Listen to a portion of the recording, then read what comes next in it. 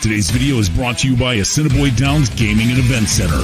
And be sure to tune in to Trust the Profits Live Mondays at 8 p.m. Eastern for Monday Night Lights, hosted by Matthew DeSantis.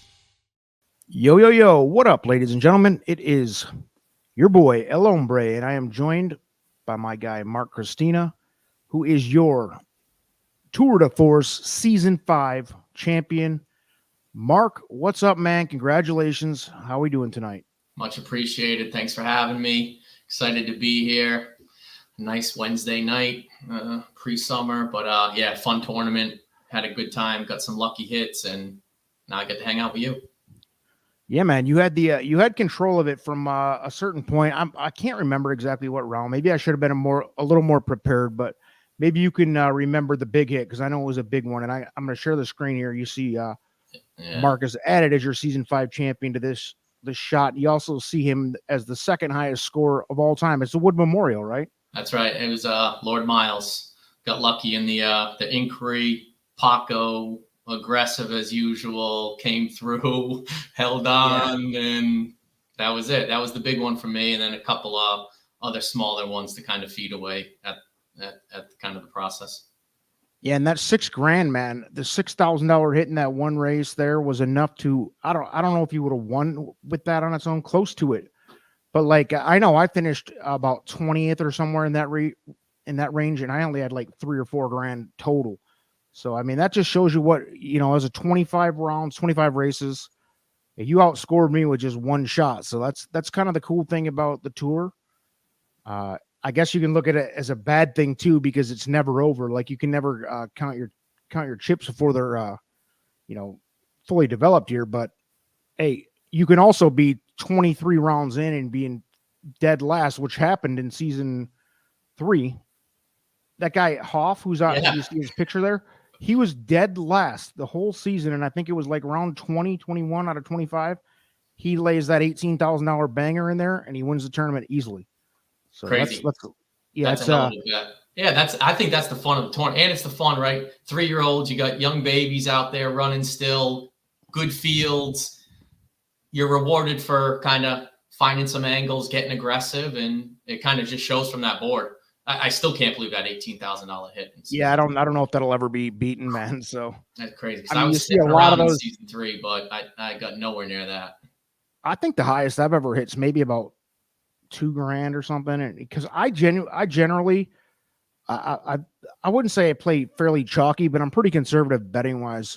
So that $18,000 was a straight trifecta, $100 straight trifecta, which I would never in my dreams bet a straight trifecta for $100 unless I was like chasing the last few rounds and I was down by $10,000 or something, which I mean, I still don't know if I'd have the courage to bet $100 trifecta and expect to hit anything, but I usually stick but I did learn, like we talked a little bit before we started recording, a lot more. I've learned to bet so much better after playing these tournaments, because I mean, if you can commit to one horse on top even, or the two horses that you can box versus trying to box, 2 or 3 or key a horse over 5 horses or whatever you got, if you can commit to one on top or even just 2 to box for like an exacta, that's the way to go. I mean, that's the majority of these big hits. What was your $6,000 hit with the Wood Memorial? Was it just Lord Miles? What was it? It was just a straight $100 win. I had liked him a little bit earlier in the season, and I went back to him for that one. I think Paco didn't ride him the race before, and I said, hey, they're coming to New York. Maybe with an intention, throw him on. He's either going to come in last or be in contention with Paco if he decided to give up halfway through the race. And I got lucky on that one. But most of mine, I think, were just playing wins this season. I didn't really get too creative. I hit a couple good long shots or what were some prices in big fields. So I stayed pretty straightforward. Yeah, it's funny to watch. I score these by hand. So this Season 5, there's 120 plus entries, and I saw like we mentioned before we came on here, I saw 120 different strategies. A lot of people betting, and by the way, a lot of different strategies win in this tournament too. So like you mentioned, mostly win bets. I mean, if you're playing, you obviously can't bet win bets on chalk. But I mean, if you hit one banger like you did there with Lord Miles, then you can kind of ramp it back and probably play something that makes a little more sense. Like Lord Miles, to me, I couldn't get to him 5 or 6 deep in that field, and it was not. I mean, that was the race where there was a loose horse, right? I think before, correct. And that was like Hit Show had a bad post, so you knew it was going to be a bit tougher for him. He was going to maybe have to use up some steam, and I felt like that New York crop up there was pretty wild. Anyway, I wasn't convinced by any of them, and it was just like it felt pretty wide open. That race felt wide open. I was afraid of that race, and you nailed it, and you cashed it in. You took the top prize in this tournament, so congrats again on that, man. So let's take a look at how that standings ended up here. 10,000. Second place at 7,000. So you were from that Wood Memorial on, which I think the Wood Memorial, looking at this schedule down the middle here, was round 19. Yeah. So it took you till the 19th round, and then from there you pretty much had control of it. But yeah, dude, you need to have. I mean, I think the rest of these guys, I think Payne's picks there that finished second, he had one big hit like you did. Yep. That was like at least half of his total score there. But a lot of these guys had more of a consistent, $500 here, $1,000 there, and that's. I mean, there's a million different ways to get involved here. You see, I finished 22nd there. You had me beat with that one score. You had me doubled with that one score. I only got to 28. 24, which I mean, again, there was 120 people, so I beat out 100 people with that score. So there is, we paid out the top 12. There's 120 plus entries, and there was a weekly or every event the top score got an additional $25 too, which I think you got a few of those along the way too. Yeah, it's a great tournament, and I think I even mentioned to you. I like that. After the bet submission windows, you closed them, the race was run, you could go back in, and I love checking out what were all the bets. Because like you said, there's a million different strategies. Anyone who hit, I was trying to figure out what were they doing, what did they see that I didn't in different races. It's a tournament that leaves a lot of things open, and it's one that I got to tell you, it's the most fun I've ever been in. And it keeps you active the whole season. So you get to know the crop, you get your favorites, you root for them. It's pretty interesting, and anything can happen. You get one or two big ones, and that's the story of betting, right? That can make or break someone's month, someone's year, all that type of stuff. And I'll be honest too, there out of the 120 entries, I know there was I want to say 3 or 4 entries that scored was 0 for the whole tournament, which meant that they were taking shots. Yeah. They were probably betting straight exactas or tries all year, looking for that one big banger. It never got home, so they finished with 0. I mean, but it only takes 1 or 2, and they were willing to take that risk. So there's no shame in that.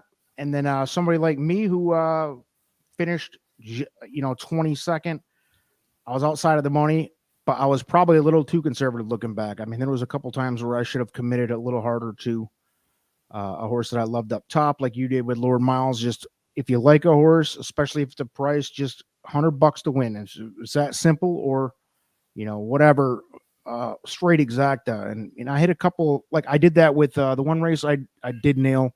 My biggest one of the year, I think, was the Florida Derby. I put $100 straight exacta on Forte over Mage, and that paid whatever it paid, $1,200 or whatever it was, which was the best race of my year. And it was like I bet that in reality too. I was at that race, so excellent. Yeah. So that I mean, if you can commit, that's the key here to a tournament like this. And like we discussed a little bit too, horse racing does not have a whole lot of tournament options that have open betting formats. I mean, I've played plenty on horse tourneys and Derby Wars and Stable Duel. You're kind of caged in by what kind of bets you can make. Yeah. So you win place tournament, or like a Survivor tournament, or like Stable Duel is kind of like a daily fantasy style tournament. This is whatever you can bet at the track, you can bet here. Trifecta, straight superfecta if you want, if you're advantageous. I don't ever play supers, but I mean, you can box, you can key box, you can do all those things. So like you said, man, you're never out of it, dude. Like Hoff, the one who I showed you on the front page there with that $18,000 hit, that dude was I think he had 0 before that. So that's what makes this one great for probably all the players. It probably makes your life a lot more painful because you do offer such good optionality here. I it fully does make it tough recognize how hard this must be to sum up and follow and get the kind of the results out in a timely fashion. Like there's a lot of details that go into that for you. So I fully recognize that and appreciate it. Well, thanks, man. I'm a numbers nerd, so it's believe me, if it was my only job, I would enjoy it a lot more than I enjoy it when I have 77 other things going on. But dude, it is it's been fun, man. That was the 5th season. I'm looking at 6th season, and that's kind of what this last slide is here that we'll cover real quick. Volunteers needed. Somebody who's solid in Excel and familiar with betting strategies. That's kind of like a thing. You have to understand what you're looking at, and then you have to be able to process it fairly quickly. I mean, I'm not asking for help. Maybe a free entry for somebody that can, a free $50 entry if you can do that. So at least it's worth your time. You get your $50 entry fee paid for or something like that. But and then in the comments, man, changes to the format, anything like that you guys want to talk about, throw them in the comments.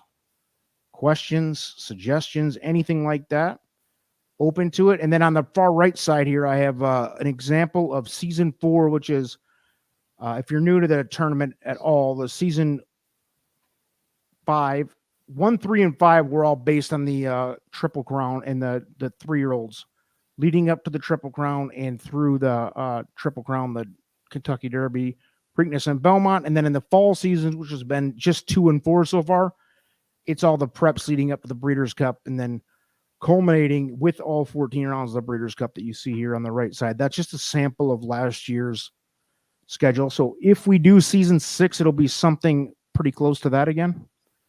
So I like that even better. A Breeders' Cup is what I look forward the most to watching. Like this actually, just looking at it on screen gets me excited thinking about a season 6. So I hope you pull the trigger. Me too, man. I genuinely do. I dread it, but I'm sitting here going, dude, I can't not do it because it's been fun to do it. Yeah. And then man, especially I think the Breeders' Cup is like, because half of the tournament is all in one weekend, dude. And that is like you can do basically you go the first half of the tournament is all the preps. You see them here, the Haskell, the Whitney, some great races along the way, Pacific Classic. And then all of a sudden it's like you get halfway home and the other half is all in 2 days. And it's the best weekend of horse racing, the best weekend of gambling outside of maybe if you're a big NCAA basketball tournament person. Outside of that, man, it's definitely the best couple of days of betting and big time. Huge pools, all of gambling. Huge pools. All the formats are open. I agree. I'm hoping you do it. way better than the Triple Crown for me. And everybody on our channel, by the way, is on board with that. Like, I think the Triple Crown is cute and it's kind of like it brings it to the mainstream. You got the Kentucky Derby will always be the biggest race in America, I feel like. But dude, the Breeders' Cup's so much better. So much better. It's awesome. It's and you get a lot more of the turf. You get some feel. You get the invaders coming in from overseas. Like you get the juvenile. You get juvenile Friday for 5 races, 6 races, whatever that is, and then you get like you said, you get the Euros coming in on turf. You get the distaff. You get the females separated, and then you get some females mixing in, try to go for the classic. Yeah, I mean it's amazing, dude. It's like all 14 of those. If you're a nerd like I know you probably are, I definitely am, and most of the people that watch this channel probably are too. Like every one of those races is a world championship, and it's super exciting. And you're gonna talk me into it live while we watch this. It's gonna be hard for me to not do it, but I would appreciate a little help if anybody can. I don't know. It is what it is, but Mark Christina is our season 5 champ, baby. What do you so if we do a season 6, obviously you're going to be back for it since you're trying to convince me to do it. Definitely. And, I'm pretty convinced to do it already because just looking at that schedule, like you just said, I want to do it too. So big time. I'll get my girl to do it this season. It's a good time. I got my buddies looking into it already. So I told them, look out. I said, look out for this page. Get involved. Season 6. This thing can grow. I know that. Like, you already had 120. That's a lot to keep track of. It's a lot. It's a lot for that. I don't know how big the horse racing tournament industry is as a whole. I mean, I play stable duel fairly regularly, and you don't see more than 200 or 300 guys in a tournament on there, even like a free entry one. So I don't know. I think it's when I started the tournament, I was like, I can make this the biggest horse racing tournament in the world pretty easily, outside of like, the $10,000 entry fee. I'll never get there because I can't. What am I going to do? House $1 million in my bank account? Well, I got to keep it somewhat small, but there's no reason we can't keep growing it, man. So yeah, and you get some celebrities in there. I saw some names in that list that you get some horse racing celebs in there. So it's definitely. We've had some celebs all the way through, man. Even in the beginning stages, just a little bit. I've known a few of these people and done some interviews and stuff. Yeah, we've had some celebs. That helps grow it for sure. But yeah, man, word of mouth, like you talking to your buddies and wife or girl or whoever. Yeah, man, that's how we do it. And dude, we are looking at about a month from now would be season 6, the startup point. So I gotta make a quick decision. I'm thinking we probably will, but I want to start putting out I'll put out an email probably this week and let everybody know. Yeah, just teasers out. Get some early registrations moving.